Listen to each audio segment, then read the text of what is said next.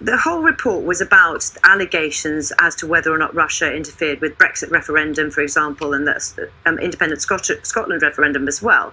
And it really specifically says they didn't find evidence because they weren't looking for it. And then you're coming back to me to say, well, they were looking for it.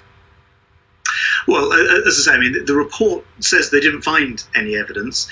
You're asking about looking for that evidence, and it's not the case, and I wouldn't want anyone to sort of go away and think that it is, that evidence isn't being looked for, not just sort of on a one-off in a report basis, but on an ongoing basis every single day and every hour of the day. And that's why our, I have to say, world-class intelligence agencies are on this all of the time. I am privy to some of the security information, particularly where it relates to transportation issues, and I know that they have a variety of different approaches to capturing that information. The report, as you rightly say, didn't find any evidence of interference in, for example, the EU referendum, but it's not that our intelligence agencies are not looking for interference, and indeed, unfortunately, states like Russia, who are not playing by the sort of international rule book, and I wish they would. It's not many years ago they were in the group of 8, the G8, which is now back down to the G7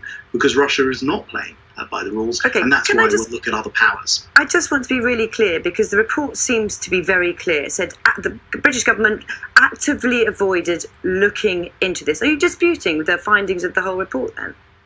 Yes, I mean, the government itself is made up of, cabinet, parliament, or rather the wider states made up of cabinet, parliament, and of course our security and intelligence agencies. And it is not the case that they weren't looking for and don't look for interference in all manner of different areas of British life, from interference in politics, but also, of course, the way that operations take place on things like social media.